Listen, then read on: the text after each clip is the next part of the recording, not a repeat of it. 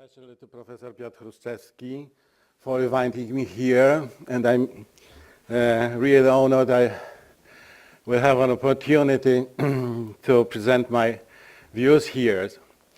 In the beginning also I would like to warn you that my talk will be on a very general level of reflection, highly theoretical, although I hope that even such kind of reflection will may create some kind of point of reference in your own research work, even if it's much more close to empirical reality.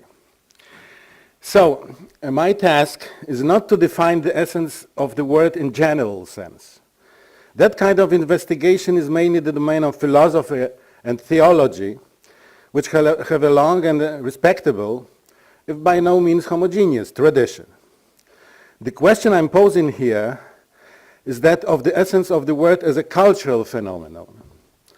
And as a consequence, I'm adopting the perspective of anthropology. Cultural anthropology, linguistic anthropology, or precisely anthropology of the word, which is the research perspective founded and developed at the University of Warsaw. Partly I will also refer to the approach characteristic for philosophical anthropology. This does not, I assume, lessen the significance of the task, that limitation of perspective, nor does it facilitate it. If the word is regarded not as an elementary unit of language, as a system, but rather as a metonymic representation of the ways it appears in culture, one may suspect that the essence of the word, understood in this way, would be impossible to define. After all, there are so many different forms of language use and so many different functions. We should not give up too easily, though. After all, the difficulty of the task is often a sign of its importance. And as I have just stated, I'm not relying here on solutions elaborated by other fields of language studies, but in the very beginning I would like to take a look at the propositions put forward by the one most directly concerned with language, I mean linguistics. Linguists have tried to identify the essence of the word as well, even though maybe not as often as philosophers, for example, but the results were not encouraging. Being unable to find a common formula for the word appearing on multiple levels of language, scholars have either confined themselves to producing different definitions of the word, each of which applies to only one level, or have at all costs tried to reduce said definitions to a common denominator. The latter step led to expressions that were useless because of their generality, such as the statement by Antoine Meillet that the word is a quote, a sequence of sounds suitable for specific usages and specific situations. Or finally, it was announced with disarming sincerity, quote, no one succeeded in formulating the general definition of the word, although it seems that every child knows what this means. This last statement, which was made by the prominent Polish linguist Adam Weinsberg, can be considered as a variant of St. Augustine's well-known reply to the question of what time is. Quote, if no one asks me, I know what it is. If I wish to explain it to him who asks, I do not know. But one may also pass over this association and take a closer look to the statement mentioned above. The same child who knows what the word means is perhaps not only a figure of oblivious obviousness, but appears here in a role specific for itself, that of a child who knows it because it does not know that it should not know. The child has not yet undergone the training in thinking in the categories of the adult world. It does not have scientific glasses on its nose. which let it see and know only the things that can be enclosed in those categories. A child perceives the world in the same way it uses it, spontaneously, unrestrainedly, as if from the inside. A child is not limited by linguistic rules, as it believes that such rules should serve speech and not the other way around. Because of this approach, the child can exploit the potential and vigor found in the word in such a daring way that even the most creative poets and punsters would never attain. A child's attitude towards the word suggests that in anthropological studies of the word, one should not take rules for granted, especially the prescriptive rules concerning grammatical correctness, which allegedly govern the word. What is more, one should consciously distance oneself from this kind of perception and try to achieve the ability that a child possesses naturally. This appears to be an important indication of the direction that one should take, but does not lead directly to the essence. Even due to this indication, we may see how a child uses the word, and by implication, how we should study it. The question of what a child uses, and therefore what we should study, remains without an answer. Max Scheler, German philosopher, wrote in The Idea of Man, quote, "In the beginning of language was the word." This statement has its own detailed justification in Scheller's anthropological theory, but let us set that aside and focus on the general premise of the statement. According to it, the word is considered neither as a language unit, nor as its metonymic representation. It is not subordinate to the language, but rather primary to the language. Primary not only in the genetic sense, but also, or perhaps especially, in the functional or even ontological sense. According to this view, language, understood as a system of signs, as a dictionary and grammar, would be a secondary mental construct, derivative of the word considered as a language usage, as the whole of all human language acts and practices making up its real life. The word understood in this way becomes a specific subject of anthropological studies, which always frame the reality from the perspective of the cultural experience of a human being. In this case, from the perspective of the experience of a speaking human being. What consequences result from this change of perspective in relation to classic linguistic approach, in which the most important task is to reconstruct the language system as a concept preceding any language act and any word usage?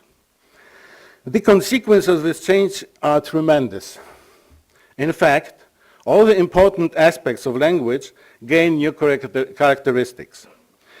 An example of this is the linguistic sign, which in structural perspective is considered in isolation from those who use it, and described in terms of arbitrary relationship between signifier and signified. But if one assumes the perspective of a subject, for whom these signs belong to their mother tongue, that they have used since childhood, particularly the perspective of our central figure, a child itself, then none of the language signs will be arbitrary, purely conventional.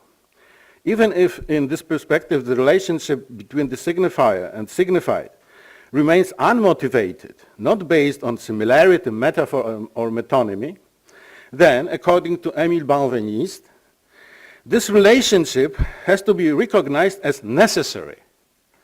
Indeed, all meanings, concepts, and categories that we use to organize our perception of the world are familiar to us only via specific words with their specific sounds and forms. I do not understand the idea of the world without the word world. Moreover, I do not understand the idea of the very word without the word word. I also do not know any tree as a tree or any dog as a dog without these words. In order to realize how deep and intimate this bond is, one can compare our attitude towards the words of our mother tongue with our attitude to the words of a foreign language we are still learning. How meaningful is this purely theoretical, it might seem, difference? Again, tremendously. If I can acknowledge language as external to human beings and words as arbitrary and conventional forms, we will not be able to grasp and explain the facts of the real life of language, its changes and its ability to express more and more new meanings and serve more and more different goals. This understanding will be possible only when we regard language as an internal reality of a human being or a human organ, not used as a ready-made external tool, but managed as if from inside, just like a body part. The uses of a tool are precisely determined, but even though it sometimes can be used in different ways, a hammer, for example, can be used as a paperweight, we still are limited by its permanent physical properties and its construction, whereas the body is never completed, so to say, and the repertoire of its movements and gestures is infinite, especially for the subject, who can use it in newer and newer ways, experimenting and trying out other possibilities. And that is the way we make use of the word, just like we use our body, not like we use tools. It is only with this approach that one may understand how it is possible that language, even enclosed in grammar handbooks and dictionaries, is not something ready-made, ergon, but energeia, the field of dynamics, initiative, and development. Dictionaries and handbooks have their own important functions, but they document only one arrested state of the language. They fail to capture its reality as a living entity. There is no live language in them, just like there really is no source of language outside a human being.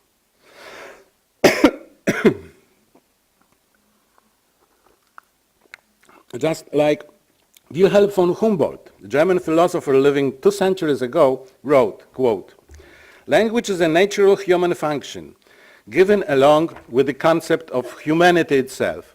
Humans speak in the same way they look, move, and perform any other action in accordance with their organs."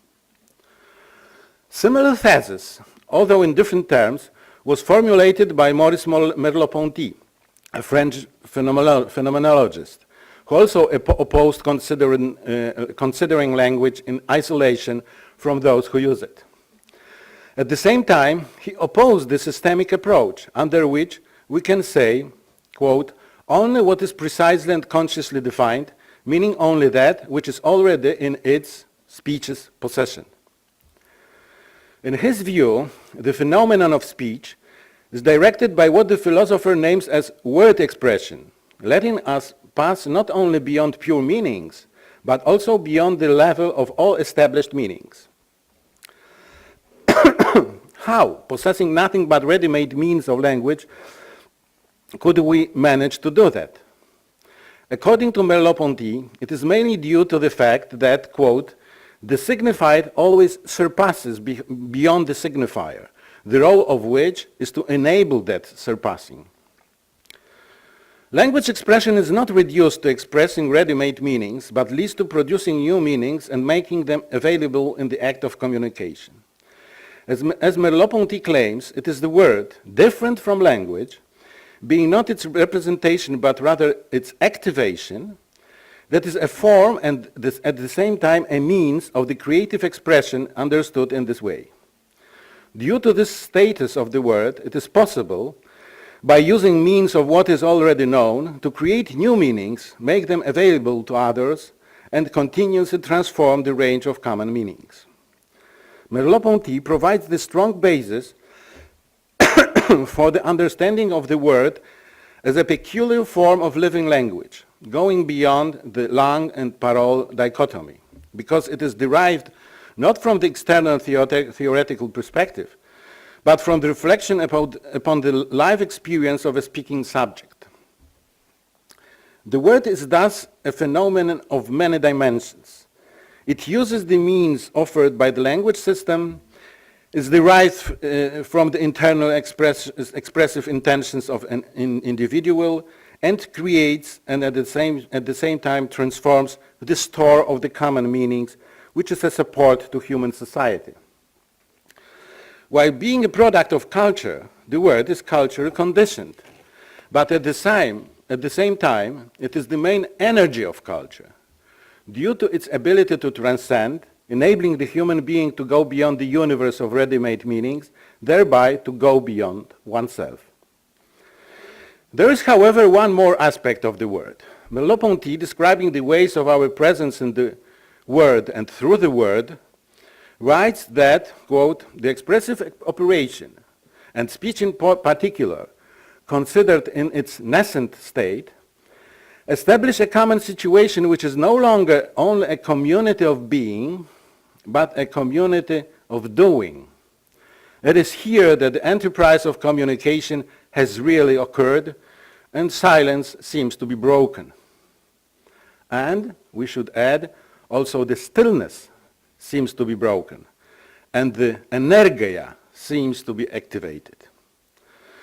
What is more, the point is not only the vigor and creative function of words in terms of meaning, which was considered until now. The point is also the ways the word operates in the extra-linguistic areas, thus establishing not only the community of communication, but also the community of doing. Merleau-Ponty did recognize this extension, but they did not take on its implication. And therefore, we shall do it. We can start with calling up the thoughts of those who undertook this task earlier. I mean one of the founding fathers of social anthropology, Bronisław Malinowski, and his ethnographic theory of language,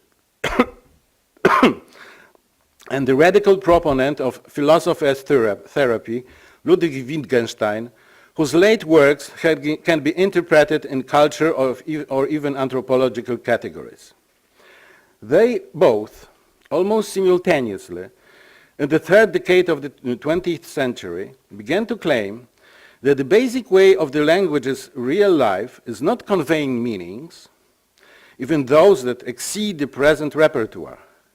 Certainly, that is how language is being used, but such usage is relatively uncommon, typical for advanced literate cultures, and only in certain circumstances, mostly in the developed scientific discourse. Besides them, as Malinowski states, language is practiced in the context of action as one of its links, or, according to Wittgenstein, in language games in which words may perform different functions, defined each time by the rules dictated by certain forms of life. Malinowski found this out during his fieldwork on the Trobriand Islands, where he noticed that the natives did not only speak another language, but they spoke differently in general. Differently, at least from the point of view of a representative of Western culture, where the model of language is constituted by its advanced literate form, epitomized by the text as an autonomous discourse, in which one operates only on isolated meanings, beginning and ending with them, and only reconfiguring and expanding them on the way. After all, it is not only the supremacy of this form of language that is important, but also the fact that it brings with it a certain cognitive stance which could be called the textual bias. The mind formed by the intensive practicing forms of elaborated literate discourse is inclined towards reducing all linguistic behaviors to texts, as well as perceiving the whole of reality in textual terms. This bias has to be overcome. To paraphrase Wittgenstein, we have to take off the glasses of literacy in order to notice that while using the language, we quite seldom limit ourselves to conveying pure meanings, and that, as Wittgenstein succinctly states, by using our sentences, we perform all sorts of things. It is hard to deny that in all language uses in which we perform all sorts of things, and which form the life proper of the language, the word cannot be reduced to the text. And not only because most of the properties of oral communication cannot be rendered in the written form, but also because, and Malinowski put it, quote, words in their primary and general sense do, act, produce, and achieve. This way, Malinowski formulated a standpoint which not only expresses, avant la lettre, the core of the theory of speech acts proposed much later by John Langshaw Osti, but also surpasses it. He searched for the sources of agency of the speech acts, not only in the meanings of the words uttered, not only in the circumstances and conventions directly accompanying them, but also in the broad cultural context, in the set of beliefs, convictions, and regulations that validate the effectiveness of particular utterances and equip them with power. The conclusion is that the repertoire of agentive utterances in each culture might be different, and every time this agency may be rooted in another cultural ontology. Thus, while we do all sorts of things using words, praying, greeting each other, arguing, or telling jokes, the results of such behavior do not come from the words themselves, but from the cultural regulations which ascribe a particular power or results to the usage of particular words in given situation. The same words in different contexts, even more so in various cultures, may thus not only mean diverse things, but also cause diverse effects. Despite the fact that one of the unique properties of language in general is the ability to surpass the direct context of the subject experience, particularly linguistic behaviors, acts or games, are motivated or even generated by regulations from outside the language itself, mainly just from the broadly understood context, which can be called the culture, or according to Wittgenstein, the form of life. What would be the specific nature of the word then, if it is not independent in particular usages, both in terms of semantics and pragmatics? Maybe it is not even a tool, which after all has its lasting properties, but nothing but a token, the usage of which in various games is defined each time differently, depending on their rules. Does the word as the link of action lose all its independence and substantiality, boiling down only to the general disposition to be susceptible to be used? It is like that to some extent. However, it does not mean a depreciation of the word, but rather discerning qualities and values in it other than those found there before. Even if the word, while in use, does not mean what it meant in isolation, before coming into use, and even when its semantics do not apply, when it becomes only an ingredient or the means of a given cultural practice, even then, it is obviously not reduced only to the pure acoustic or graphical form that appears in a given place and time only by the virtue of an arbitrary rule. We need a word as exactly a word, but not necessarily because of its meaning to be introduced into the game, but because the usage of the word, even if it does not use its dictionary meanings, makes us expect that this practice will refer to something else, that the practitioner has in mind something more than a particular behavior here and now. That the practitioner here and now. If that is the case, signification should be considered not as the defining function of the word, but only as the figurative indication of its inexhaustible capacity to transcend itself. Therefore, the word, even if deprived largely of its linguistic meaning, fulfills its role in the game due to its very ability to refer beyond itself, pointing to something else. Of course, this ability comes from language. However, from a language understood not as the system, dictionary and grammar, but as a symbolic form in Ernst Cassirer's understanding. The openness of the word, its ability to be used in new applications, extends beyond its semantic potential, encompassing the usages that draw from that which establishes the word itself, that is, from its general symbolic function. The function, which is, as von Humboldt believed, quote, the natural human function, given together with the concept of human itself. But do we grasp the essence of the word this way? Ferdinand de Saussure was a scholar whose thoughts on language which were much broader, more comprehensive and varied than one can learn from the stereotype that makes him the patron of the hard structuralist orientation in linguistics. In one of his manuscripts, which was published post-mortem, we can find the following note, quote, the word stops being a word if, and here is a gap. The manuscript breaks off at this point. We will probably never know whether he did not finish the sentence because he was interrupted by something like an unexpected visit and simply did not come back to it later, or because he was unable to finish it. Anyway, considering my argument, I myself would not be able to do that.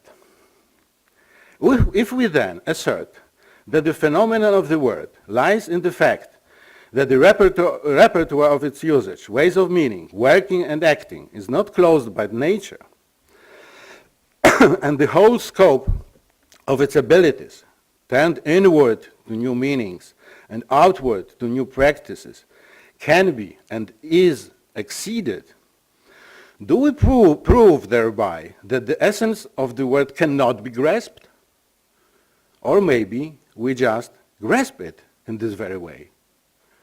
And this is my conclusion without conclusion. Thank you for your attention.